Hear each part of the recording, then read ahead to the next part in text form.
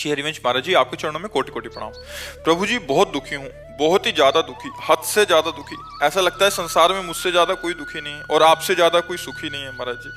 महाराज जी नहीं यार, हमारी तो दोनों किडनी फेल है यार। आप मन से बहुत सुखी हो, मुझे नहीं लगता दुनिया में आपके जैसा कोई सुखी होगा, खुश होगा। आखिर ये बात तो मानते हैं इसलिए मानते हैं कि हमारा मन एक ही रास्ता पकड़े हुए है, श्री जी के चरणों की तरफ, और उनकी कृपा से बस उन्हीं की तरफ बढ़ता रहे। और वो है आनंद स्वरूप, वो है परमानंद स्वरूप, वो है प्रेमानंद स्वरूप। तो वही आनंद अंदर स्फुरित होता रहता है।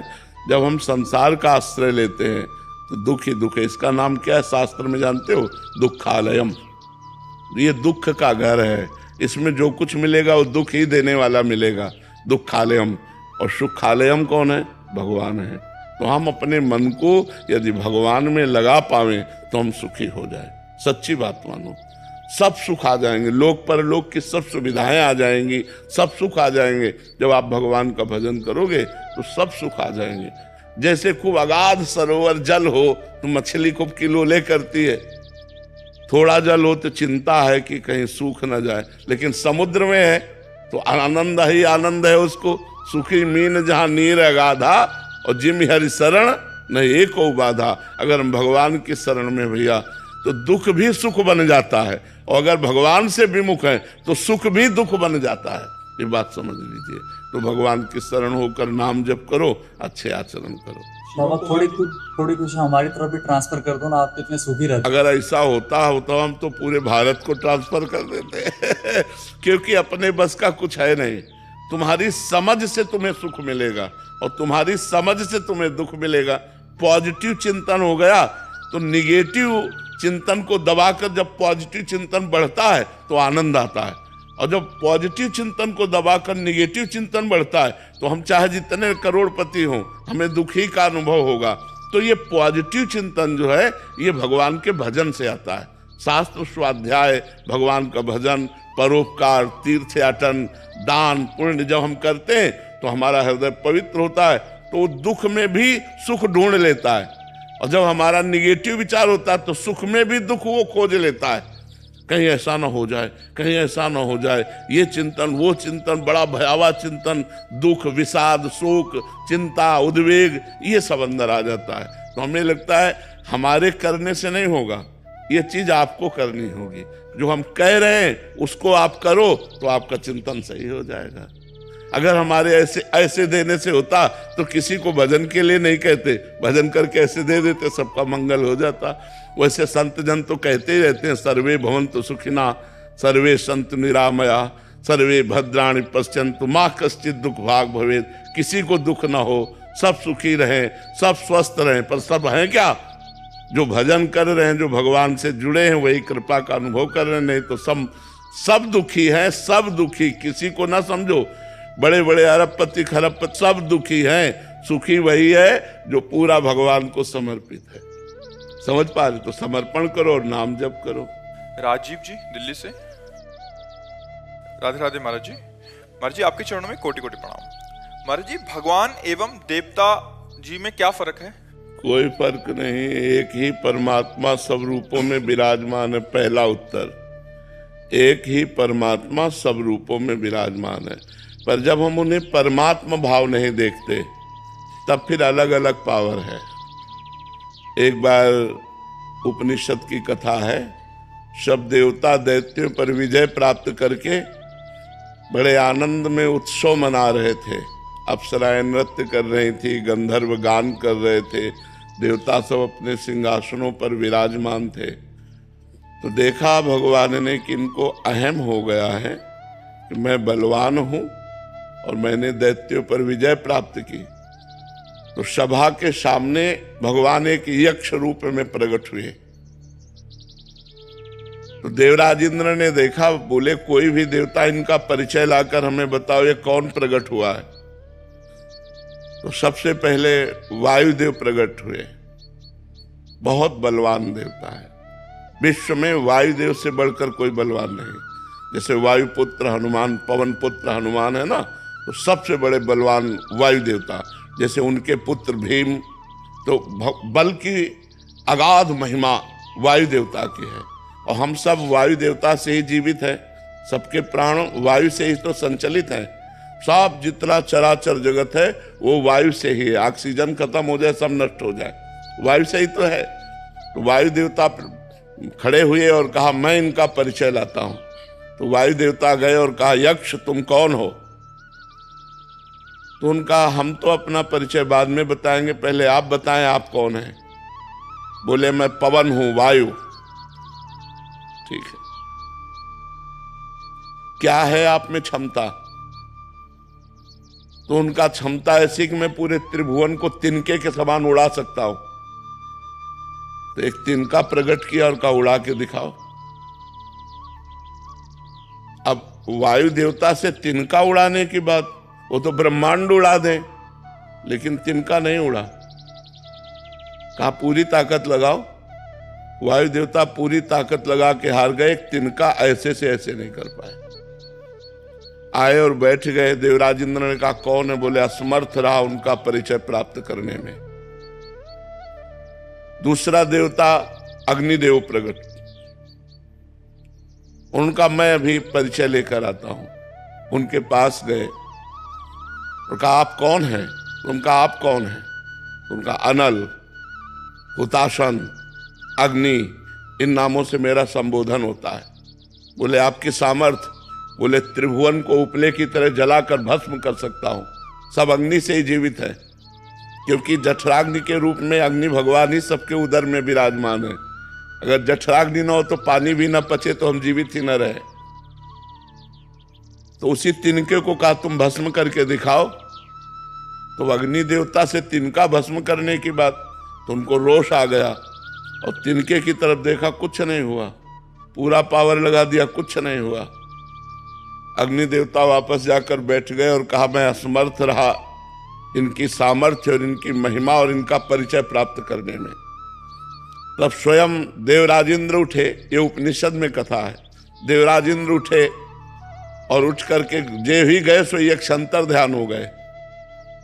यक्ष की जगह पर दुर्गा देवी प्रकट हुई और उनका देवराजेंद्र तू इतना घमंडी है कि तू भगवान से बात करने का भी अधिकारी नहीं है। इसलिए भगवान अंतर ध्यान हो गए।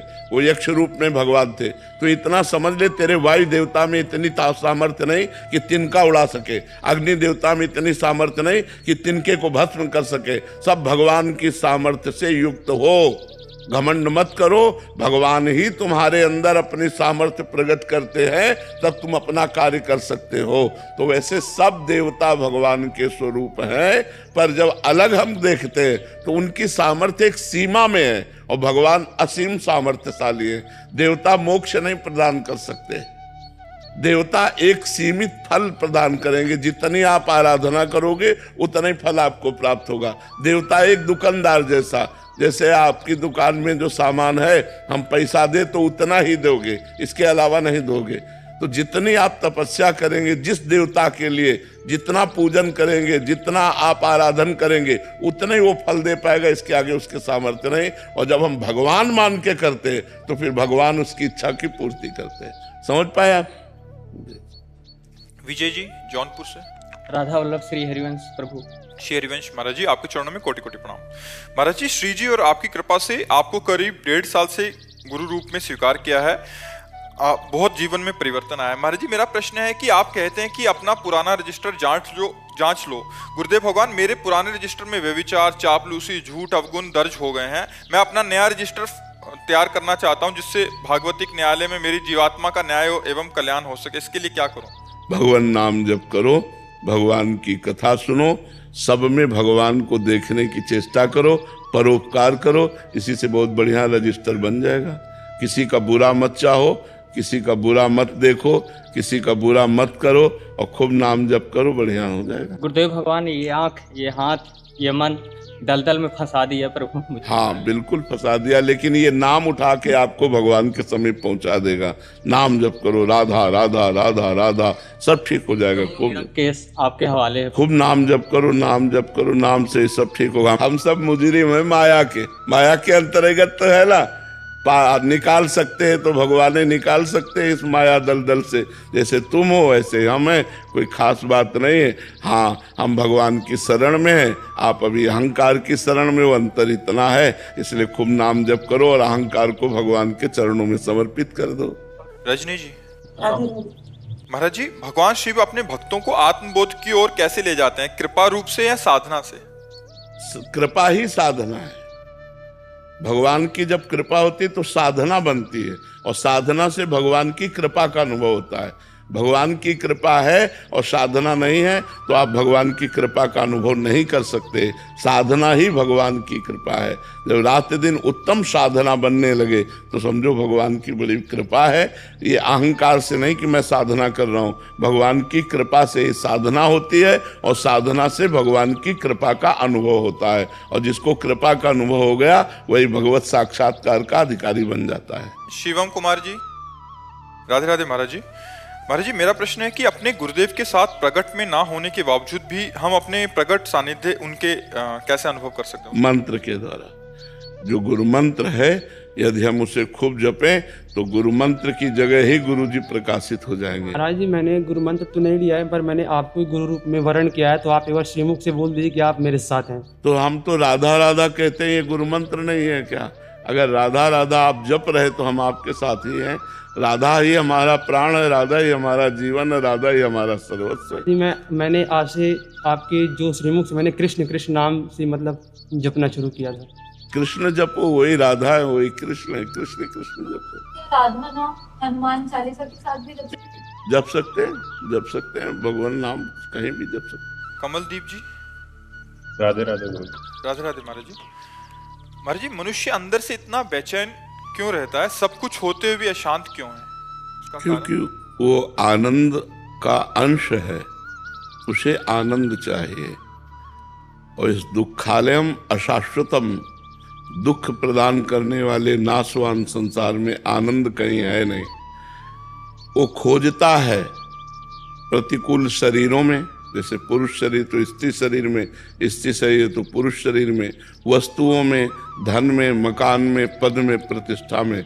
लेकिन ये सब जिसको प्राप्त है वो भी आनंद में नहीं है, क्योंकि आनंद का अंश आनंद समुद्र में ही अवगाहन करने पर वो आनंदित हो सकता है, और वो है भगवान, सिर्फ भगवान।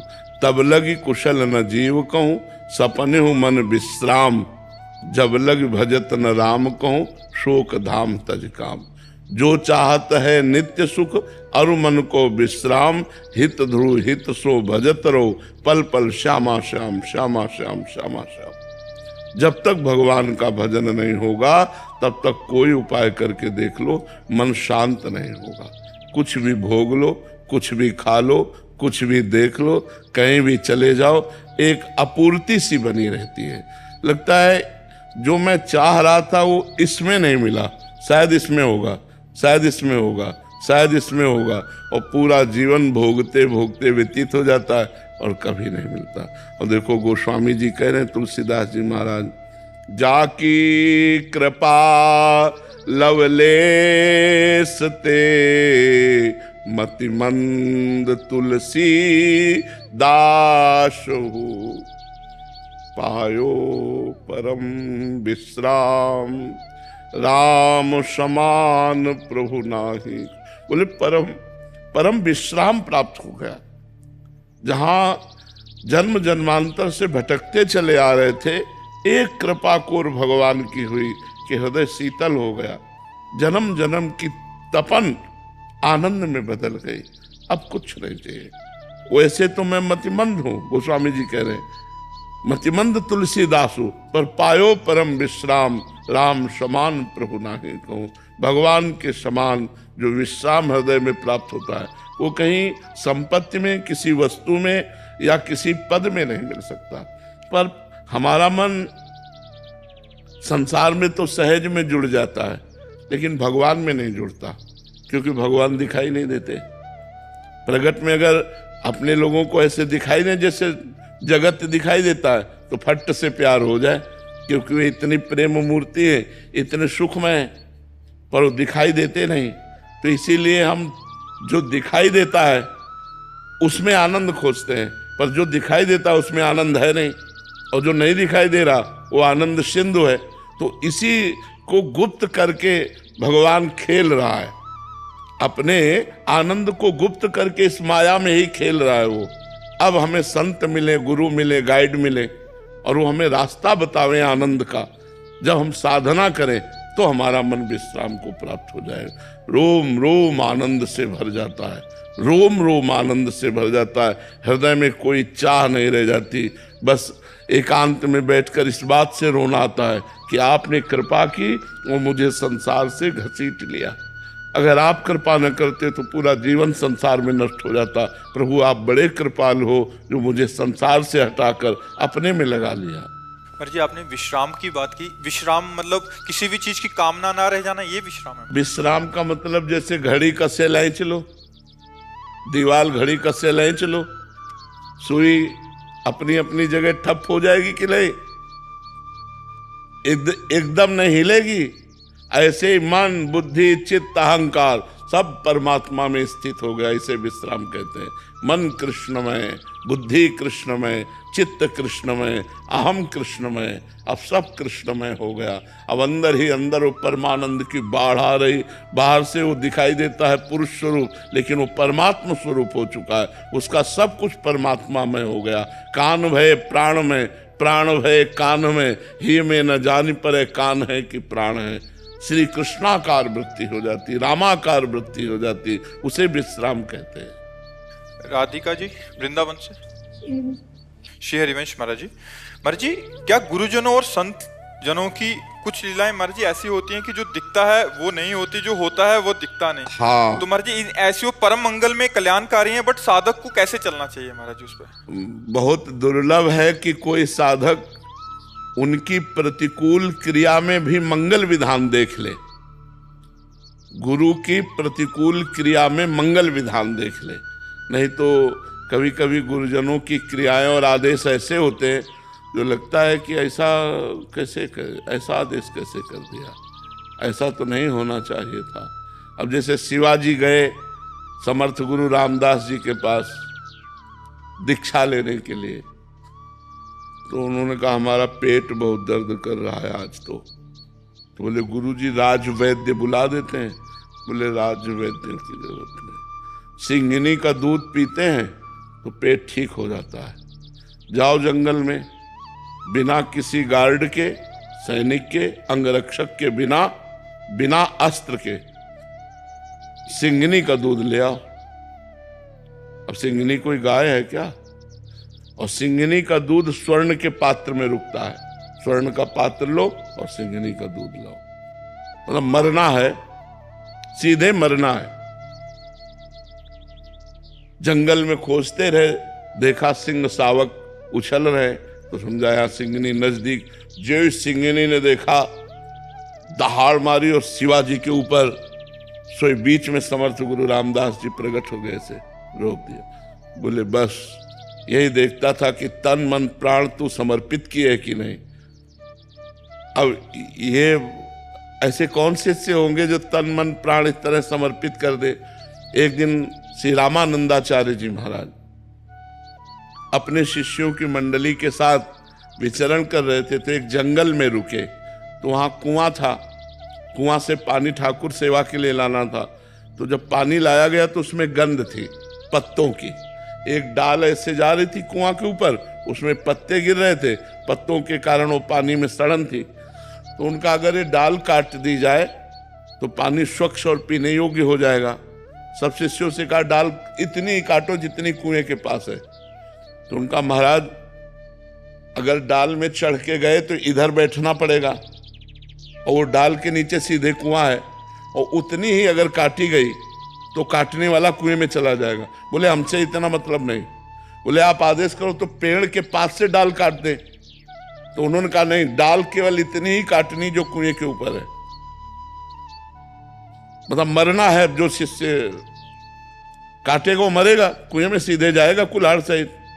एक खड़े हुए, प्रणाम किया, गए, चढ़ करके आए, और जिधर डाल थी उधर पकड़ करके काटा इधर से, क्योंकि इधर से ही काटते बनेगा। तो जे ही काटा सो मैं कुल्हाड़ सहित कुएं में चले गए। सब शिष्यों ने कहा गुरुजी वो तो मर जाएगा। बोले हमारा काम था कुएं से डाल हटानी, अब वो कट गई है, तुम डाल निकालो, लेकिन थोड़ी देर रुक जाओ। बोले गुरुजी थोड़ी देर रुक जाएंगे तो मर जाएगा। बोले नहीं, अब थोड़ी देर रुक जाओ। अब सब शांत बैठे। थोड़ी देर में नमो नमः जय हो की आवाज आने लगी, और देखा भगवान के पार्षद उन शिष्य को ऊपर छोड़ गए। वो गुरुजी के चरणों में प्रणाम किया। बोले कहो क्या हालचाल है? बोले गुरुजी जे ही कुएं में गिरे ते भगवान राम जी के पार्षद आए और हमें साकेत धाम ले गए और वहां दर्शन कराया सिया राम जी के, और ये प्रसाद दिया है आपको। अब सब शिष्य लालायित हो गए। तो अब उनमें एक ही खड़ा हुआ था प्राण देने वाला। तो कई गुरु की ऐसी आज्ञाएं होती हैं जो हमारी समझ के परे होती है, पर उनमें भगवान का मंगल विधान होता है। पर हम अगर मान लें तो बात है। हमें गुरु में साक्षात भगवान बुद्धि रखनी है, और भगवान बुद्धि से हमारा परम कल्याण हो जाएगा। अगर भगवत बुद्धि रखे तो पार हो गए, पक्का पार हो गए। अनुराधा जी, श्री हरिवंश महाराज जी, गुरुदेव जैसे समय बीत रहा है, समाज में अशांति, गृह युद्ध जैसी स्थिति बनती जा रही है। देश विदेश में बढ़ते तनाव और अपराध को देखते हुए क्या एक ग्रस्त साधक को अपने परिवार की आत्मरक्षा के लिए प्रयास करना चाहिए? क्या उन्हें अपने बच्चों को आत्मरक्षा की शिक्षा देनी चाहिए? क्या साधक को इस ओर क्या आत्मरक्षा भगवान के बिना आप कर सकते हैं? एक विचार करो, हमारा दिल ही फेल हो जाए एक सेकंड में को किसी कार्यवशात, तो हमारी सच्ची आत्मरक्षा भगवान से होगी। तो हमें चाहिए कि बच्चों को भी भगवान नाम जपना सिखाना चाहिए, भगवान की पूजा सिखानी चाहिए, गंदे आचरणों से बचना सिखाना चाहिए, संत और भगवंत की श्रद्धा उत्पन्न करनी चाहिए। अगर ऐसा हुआ तो आत्मरक्षा करने वाले बन जाएंगे, क्योंकि मुझे भगवान के सिवा और कोई आत्मरक्षा करने वाला नहीं। तो हमें लगता है कि आत्मरक्षा करने वाले भगवान ही हैं, दूसरा कोई नहीं है जो हमारी रक्षा कर सके। हमें ऐसा दिखाई देता है। आपको अगर कोई पॉइंट दिखाई देते हो तो बताओ। हमें तो सब पॉइंट रद्द नजर आते हैं। एक ही पॉइंट नजर आता है कि वो बचाना चाहे तो कहीं से भी बचा सकता है, और वो ना बचाना चाहे तो तुम कहीं भी मर सकते हो, कहीं भी फंस सकते हो, कहीं भी आपकी दुर्गति हो सकती है। भगवान भगवान सिर्फ भगवान बचा सकते हैं।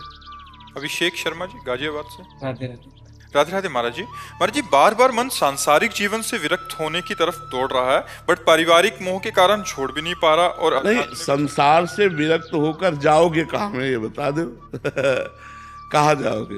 हम विरक्त हुए तो तुम्हारे बीच में तो आए।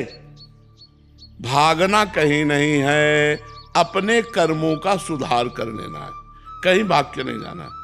आज समय नहीं है कि आप विरक्त होकर घूम सको, मार डाले जाओगे। कहाँ एकांत, हमें जगह बता दो। एकांत कहाँ है? कहाँ कंदमूल फल है? एक बेर भी लेना है तो पैसा है। कहाँ पानी है? नदियों का पी नहीं सकते, कुआं रह नहीं गया, हैंड पैप सूख गए, पानी कहाँ पियोगे? तो कर्म करना पड़ेगा सबको। भगवान आए तब कर्म किए, तो हम लोग तो मनुष्य हैं। तो हमें चाहिए गंदे आचरणों से वैराग्य हो। हम गंदा काम नहीं करेंगे, ईमानदारी से अपने कर्तव्य कर्म को करें और भगवान का नाम जप करें। बहुत बड़ी बात है। आज भागने का समय नहीं रह गया। अपनी मेहनत करके नमक रोटी खाओ और दूसरों को 2 रोटी दे सको, ये बढ़िया बात है। कर्म के साथ धर्म से ही कर्म करना चाहिए। कर्म से धर्म के मार्ग में नहीं चलना चाहिए, धर्म से ही कर्म करना चाहिए। तुम्हारा जो धर्म है, तुम्हारा जो कर्तव्य कर्म है, वो धर्म से युक्त होना चाहिए। आज हम कर्म तो करते हैं लेकिन धर्म का त्याग करके, इसीलिए पतित हो जाते हैं। अगर धर्म में कर्म करें तो हमारा कभी पतन हो ही नहीं। गुरुजी कर्म करते करते धर्म से पीछे हट जाते हैं। वही तो बात है। ऐसे काम करते हैं, काम करते करते झूठ बोलते हैं। हाँ बिल्कुल बिल्कुल। घूस ले लिया, बेईमानी कर दी, निर्दोष को दंड दे दिया, दोषी को छोड़ दिया, ये सब अधर्म है। अगर हम धर्म पूर्वक कर्म करें तो हमारा कर्म ही पूजा है। हाँ, वैसे हमें लगता है ईमानदारी से क्यों धंधा नहीं चल सकता? भाई ये कपड़ा जैसे आप बेचते हैं, 100 का लाए हैं तो पता है आप मुनाफा ले रहे हैं, आप 150 रुपया बोलिए, पर ये मत बोलिए कि कसम से कह रहा हूं ये 150 का हम लाए हैं, ये मत बोलिए। नहीं, लोग कहने लगते ना तो ये बात मत कहो। आप 150 का बेच रहे हो, पक्की बात है, क्योंकि अगला आदमी जानता है ये दुकान मकान परिवार सब इसी से चल रहा है, तो मुनाफा जरूर लेगा, तो उसमें ज्यादा झूठ बोलने की जरूरत नहीं है। महाराज जी, मैं जीवन में ये प्रयास करता हूँ कि धर्म का पालन करूँ, लेकिन अगर कोई व्यक्ति हमारे साथ अधर्म करके छल करके कोई करे तो क्या हमें उसका जवाब देना चाहिए उसी तरीके से या शांत? नहीं, उस तरीके से नहीं देना चाहिए, अपने धर्म से जवाब देना चाहिए, अपने धर्म से जवाब देना। जैसे आप छल कर रहे हो हमारे साथ, हमें पता है, तो हम आपसे बोलेंगे कि देखो आप हमारे मित्र हो, लेकिन आप हमारे साथ ये छल कर रहे हो, या आप प्रमाणित करो ये छल नहीं, और आप छल कर रहे हो, मैं तुम्हें क्षमा करता हूं, लेकिन भगवान तुम्हें क्षमा नहीं करेंगे। जाओ, मैं तुम्हें क्षमा करता हूं, हमारा धर्म है क्षमा करना, मैं क्षमा करता हूं, लेकिन मैं तुम्हें बता दे रहा हूं कि ये जो कर्म तुम कर रहे हो ये छलयुक्त है, इसका फल अधर्म है, और अधर्म का फल दंड है। तो हमें कोई इसमें दिक्कत की बात नहीं है। सत्य से चलना थोड़ा कठिन है, पर चला जा सकता है। परंतु महाराज जी, आजकल देखा जाता है कि समाज में जो अधर्म के काम कर रहे हैं वो ही ज्यादा सुखी दिखते हैं। कब तक हमें इसका उत्तर दो? क्या आपको पता है अधर्म करने वाला 4 दिन हाइलोजन की तरह चमकता फिर फ्यूज हो जाता है, और धर्म से चलने वाला दीपक की तरह जलता है, लेकिन कुल परंपरा तक जलता रहता है। तो हाइलोजन की तरह जलना पसंद करोगे या दीपक की तरह? लेकिन ज्यादातर तो लोग आजकल हेलोजन की तरह ही जलना पसंद। तो फिर जल जाते हैं ना। वो जीवन अच्छा कि अपनी साइकिल से चल के जी ले, वो अच्छा। पर भाई धर्म कर्म से जब चलते हैं तो फिर बीवी नहीं जीने देती। ऐसा नहीं है, ऐसा नहीं है, उसको समझाया। अब सही बात तो हमें ये लगता है कि यदि हम दोनों प्यार करते हैं और समझाया जाए कि धर्म से यदि नमक रोटी खाएंगे तो हमारे बच्चे अच्छे ग्रेजुएट होंगे, और अधर्म से यदि हम, तो हमारे बच्चों पर प्रभाव पड़ेगा, हमारे परिवार पर को प्रभाव पड़ेगा। भाई जब वो दूसरों को देखते हैं ना कि दूसरों के भी बच्चे गाड़ी में चल रहे हैं, हम मोटरसाइकिल पे ही चल रहे हैं, तो फिर दिक्कत आ जाती है वहाँ। हाँ, लेकिन उनका पुण्य है ना, पूर्व का उनका पुण्य है, और हमारा पूर्व का उत्तर। ये प्रारब्ध मतलब भुगतना पड़ेगा। ये भोगना पड़ेगा। अगर आप गाड़ी भी ले लेंगे तो आपको आना मोटरसाइकिल पे ही पड़ेगा। सरजीवन शर्मा जी। राधे राधे। राधे राधे महाराज जी। महाराज जी, मेरे गुरुजी श्री श्री परमहंस योगानंद जी प्रकट रूप में तो नहीं है, मैं उनकी शिक्षा लिखित रूप में ग्रहण करता हूँ। महाराज जी, मेरा प्रश्न है कि क्या मैं अपने गुरुदेव को ही अपना आराध्य या इष्ट मानकर उनकी पूजा, ध्यान, नाम जप, जय गुरु कर सकता हूँ? क्या मैं सही चल रहा हूँ? ऐसा करना चाहिए। गुरु साक्षात परब्रह्म तस्मै श्री गुरुवे नमः। गुरु में परब्रह्म बुद्धि, इष्टाकार बुद्धि हो जाए, और गुरु की आज्ञा का पालन करे, और गुरु में ही चिंतन रखे। ध्यान मूलम गुरु मूर्ति, पूजा मूलम गुरु पदम, मंत्र मूलम गुरु वाक्यम, मोक्ष मूलम गुरु कृपा, उसी से हो जाएगा। कोई अलग से साधना की जरूरत नहीं।